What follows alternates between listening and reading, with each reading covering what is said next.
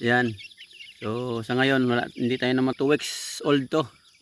Tapos ito naman magwa 1 month. So ipi-pre-rinse na natin mga busing. Kasi ilang araw na lang mapipisa na yung ano natin doon. Naglilimlim. Kaya ito i-pre-rinse natin. Yan. Morning mga busing, kamusta kayo dyan? So update tayo sa atin na backyard farm diri sa bukid.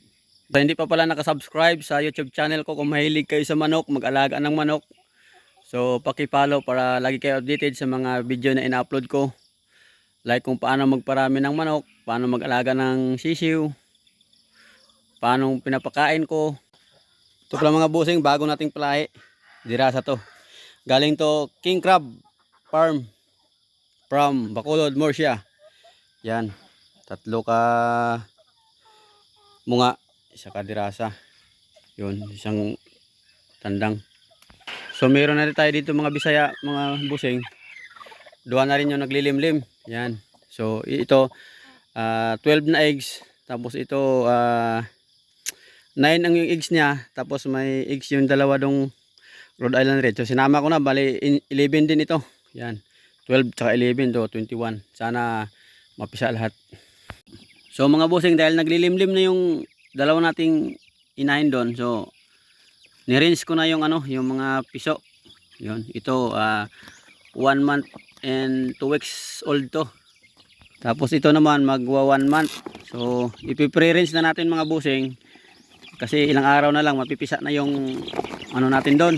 Naglilimlim. Kaya ito i-pre-rinse natin. Yan. Go. Tinutuka. So ito sinama ko na. 1 month old kag 1 month and 1 week. So malaki tong siguro na sa 30 meters tong ilang 30 meters yung gagalaan nila dito, parents. So in-start ko na sila mag-parents para makagala sila ng maayos. Yan. So wala pa tayong namatayan sa ngayon mga busing. Yan. So sa ngayon hindi tayo namatayan ng sisiw. So sana lumaki ito sila ng healthy. Yan Bali 11 yung maliit, 7 yung malalaki. So yung maliliit mga tunay na Bisaya yan.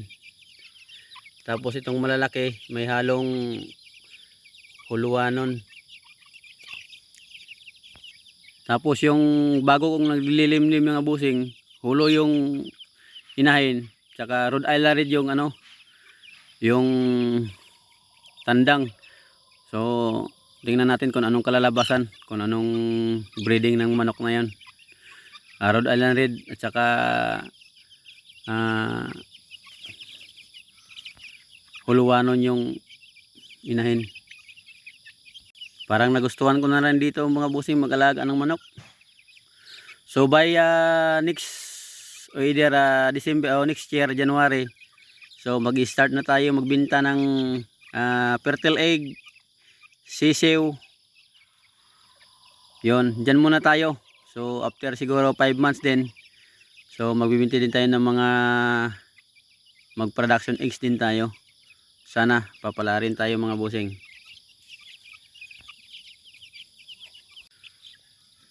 So sa sunod mga busing, pag-usapan natin kung anong pinapakain ko sa aking mga sisiw. Yan, kung anong pinapakain ko, bakit sila healthy, at kung ano yung pinainom ko ng mga herbal. So dito ko lang yan pinapainom, dito ko lang yan nakukuha sa paligid, yung pinapanggamot ko sa kanila kung sila magkakasipon. So yun mga busing, sa hindi pa pala nakapag-subscribe sa aking YouTube channel, so pa-subscribe na lang para updated kayo sa mga pre-range chicken na ina-upload ko.